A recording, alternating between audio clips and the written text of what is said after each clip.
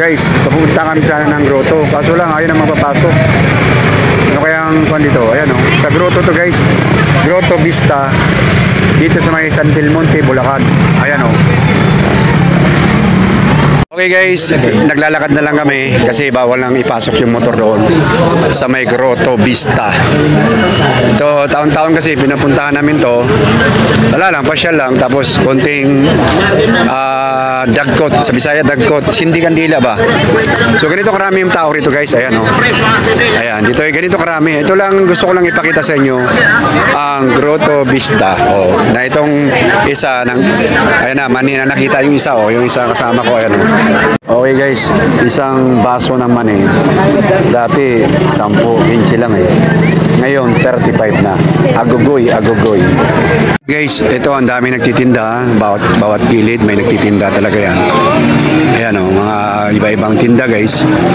So, ang layo pa ng lalakarin namin guys. Eh, ganito daw, sakripisyo talaga para may halong negosyo rin yung para hindi makapasok motor o di maglalakad yung mga tao. Sakripisyo, plus may bayad yung parking, ano, negosyo rin. Kita-kita rin pag may time, no?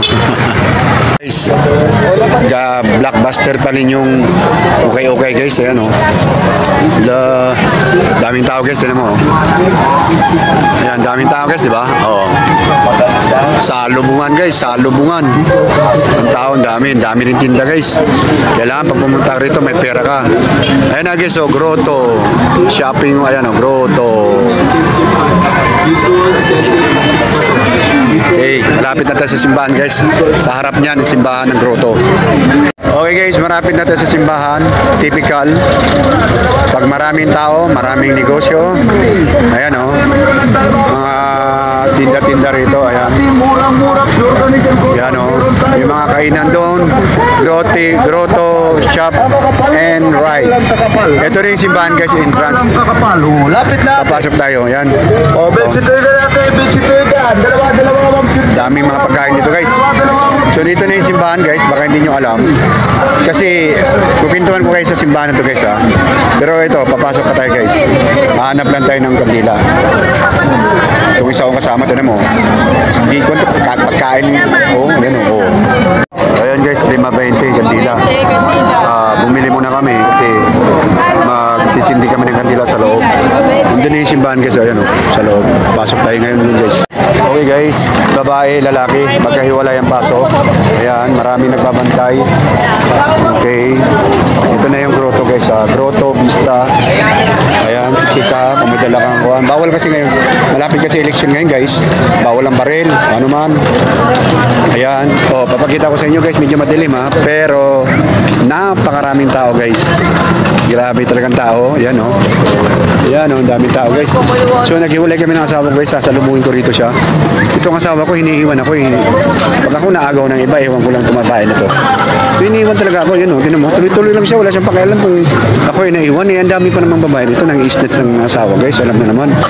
Kala siguro hindi niya ako. Pag na-snatch ako dito, bahala siya. Mawalan siya ng gwapong asawa. Yun lang yun. Okay guys, medyo madilim dahil wala naman akong high-tech na cellphone. Pero kadalasan dito ang mga tao guys nagpipiknik. Panahon sa pagninilay sana pero nagpipiknik yung mga kwan. Ang swerte nga ng simbahan na to guys. Kwentuhan ko kayo guys ha. May kwentuhan ko kayo guys kung anong history ng simbahan na to. Kasi simulan na natin guys kahit madilim ha. Simulan na natin guys. Sa ating bubwet guys, itong simbahan na to guys ay tinayo ng dalawang mag-asawa to galing sa ibang bansa guys.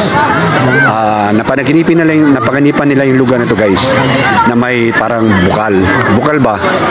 So ang kanilang devotion ay si Mama Mary. Ayan si Mama Mary kasi nakatayo. Ayan. So sa bukal na yun guys nakatayo si Mama Mary. At ito ay hindi pa to ganito. Gubat pa to guys, gubat. So binila nila yung lupa guys. Binili nila yung lupa. Nakita nila yung bukal sa panaginip nila. Dalawa sila mag-asawa. Doktor yun sila. Nakita nila yung bukal. Nandyan, papakita ko sa inyo yung bukal guys ha. Mamaya pagkuhan. So nung nakita nila yung bukal, binili agad nila kasi galing sila ibang bansa eh. May pera talaga sila. Eh mura pa naman tong lupa dito dati kasi napakagubat pa to eh. Walang kuhan eh. Hindi naman expect na ganito magiging development ng lugar. So nung binili nila yung lupa, pinatayuan nila ng small kapilya. Kapilya lang with yung kuhan. Kaya lang guys, yung bukal ay nakilala. Nakilala kasi yung tubig daw noon ay nagpapagaling. Iniinom ng mga tao kasi bukal eh. Bukal hanggang ngayon nandyan pa naman yung bukal guys. Alam guys, talagang kumalat yung balita na nagpapagaling daw yung bukal. Kaya pinupuntahan ng mga tao guys. Hanggang sa na-develop. Shortcut natin kasi baka humaba yung kwentuhan natin. Ayun, na sumikat yung lugar guys. Kaya pinupuntahan talaga to. Itong Grotto Vista na sambahan. Ayan guys. So ang dami ng tao ngayon guys, tinan mo. So mamaya guys, pupunsahan natin yung bukal na sinasabi ko. Yung bukal, dinidevelop na rin nila. Ayan, may mga konda rin eh.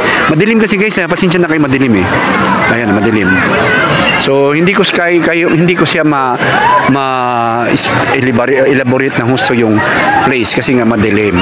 Pero pag nakikita nyo aninag ng video guys, ay maraming tao. Ayan, maraming tao. Nagpipiknik sa paligid. Ayan, oh. Guys, ito yung entrance ng simbahan guys. Ayan. So marami pumupunta. Ewan ko, tapos na ba yata ang misa. So ano guys, ipapasilip ko lang sa inyo kasi pupunta tayo dun sa bukal eh. Doon sa gilid. So ipapasilip ko lang sa inyo yung harapan ng simbahan o sa loob ng simbahan, ano. Sumasakit na yung mga balakang ko guys, ha. Kalalakad, okay. Ayan, oh, ayan. Ang kanilang devotion guys ay si Mama Mary kasi yun din ang nakita sa bukal eh, nagmilagro. So ayan, ito yung one.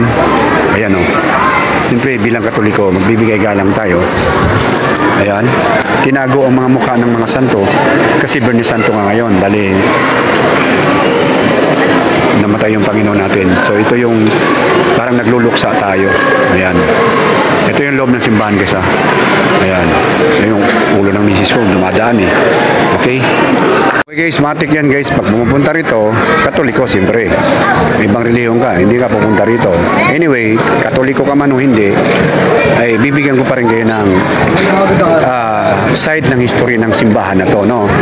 Sa mga nakaraang mga vlog ko na picture ko na to. So banda rito guys, ay nakita niyo yung mga kandila. Diyan natin sisindihan yung kandilang binili namin kanina. Konting panalangin, lakihan na rin natin, hindi na konti.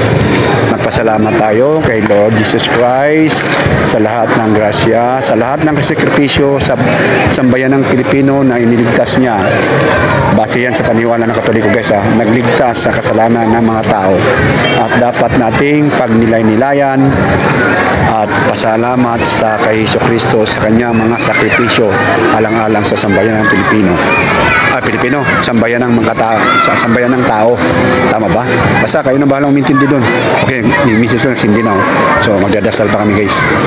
Sinindihan na niya. Ayan, sisindihan at magdadasal kami. Si misis yan.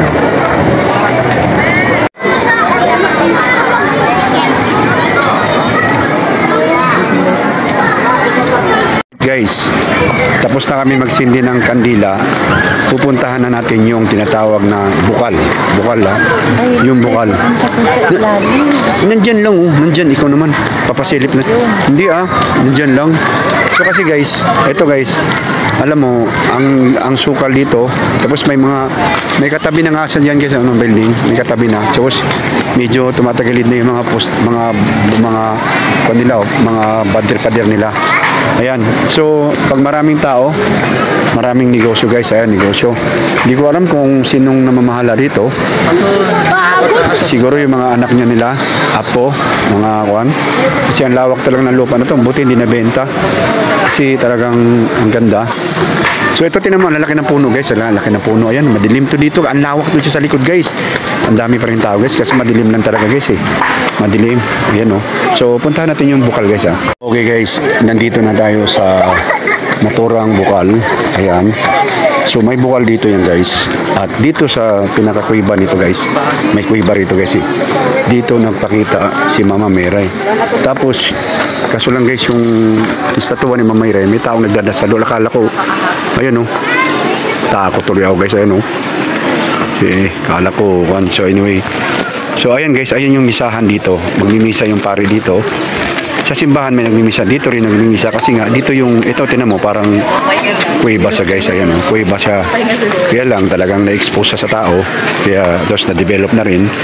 Ayan, pero dati Ayan, kuweba yan guys. Kuweba yan. Ayan, kuweba yan. Diyan siya nagpakita. Ayan yung kuhan. Diyan siya nagpakita. Tumayo siya dyan. At dito nga daw nagbigay ng mensahe na may bukal makatutulong sa mga may sakit na tao. Okay guys. So puntahan natin yung bukal guys. Kaya yung iba guys, yung mga pinagaling at nakatulong sa kanilang bukal, pumupunta rito para magkuha ng tubig, mag-igib. Hindi ko lang alam kung ito ang original na kuan. Ayan guys, ayan. Ayan. Ayan guys, ayan, iniigaban ng mga tao. Hindi ko alam kung nawasa na ba yan o talagang bukal pa rin yan. Ayan o, please pray the rosary while in line to the spring water. Okay? So ito guys, ayan. Dito na tayo. Parang kwanto. Salubungan na lang tayo to rito, mga tao. Ayan. So maraming pumupunta para kumuha ng tubig guys sa bukal. Okay? So yung mga taong namanata rito, ako naging kuan na rin, naging kuan ko na rin na pumunta rito tuwing Biyernes Santo kung nandito ako sa Maynila, diba? Kung sa ibang lugar ako siguro. Pero grabing lawak to sa likod guys. Ayan, may mga cross para bang yung parang Station of the Cross. Ayan. So ang dami nito, ayan, ang dami diyan. Hindi ko na kayo ikot kasi napapagod na rin ako mangikot, saka madilim. Wala rin kayo makikita kasi sobrang dilim, walang ilaw. Sana minilawan nila. So ayan. Tignan mo, sukal yung lugar yan, oh. Mga sukal-sukal yung lugar. Malalaki ng kahoy. Kung walang tao to, siguro nakakatakot talaga to rito pagdating ng gabi. Kung walang tao to rito, kasi since maraming tao, nawawala, tanggal yung mga maligno sa tabi kasi mas marami ang energy na nasasalubong nila eh. Kasi maraming tao eh. So ayan guys, no, ang dilim na guys, no, di ba? Ang dilim. Yan, pasensya na kayo. So ang gagawin na lang natin guys, kasi nakita nyo na yung bukal, pupuntahan natin man yung mga paninda nila, kung ano mga dapat natin mga babili dito. Puntahan natin guys, tara. Galing nga ng lugar na to guys, kasi ayan, parang nagiging ko ano siya, park. Sino kaya nakapag-manage dito? Siguro yung mga apo-apo na. So may portion dito na tindahan din. Ayan. Pero ganun pa rin, kuan lang, mga tinda-tinda lang. Titingnan natin ngayon kung ano mabibili natin dyan. Ano mabibili natin? Sa Grotto Vista, San Del Monte, Bulacan, sa may Tungko to guys ha. So malapit lang kasi sa amin to guys, kaya ito lang din ang pinupuntahan namin tuwing Biyernes Santo. So Biyernes Santo ngayon to guys ha. Biyernes Santo ng gabi. Okay? Kung mapapanood nyo yung video na to, Biyernes Santo ng gabi to guys. So napakaraming tao rito. Napakaraming tao dito pumupunta yung mga Katoliko. Ay may mga hindi Katoliko siguro. Sa makakasama lang din sa mga ibang mga pamilya na Katoliko. Yan. So isa to sa mga kuan guys, may mga pwesto sa looban to ng simbahan, shake lang din. So wala akong naging type. So kasi yung mga natural lang, yung mga putas-putas, mga hindi niluluto ba ng mantika, ganun. So kita nyo, shake, tapos mga hot dogs. Ayan, so asawa ko guys, mo. Oops. So wala nagustuhan, lipat kami. Guys, meron din ditong naging sindihan din ng kandila, ayan oh. Station of the Cross to rito guys eh. Okay guys, ito yung mga binta-binta rito sa loob ng simbahan. Ayan. Ayan, dami guys oh. Ayun oh. Diba ang liwanag? Okay. Ayan oh. So guys, makita nyo na.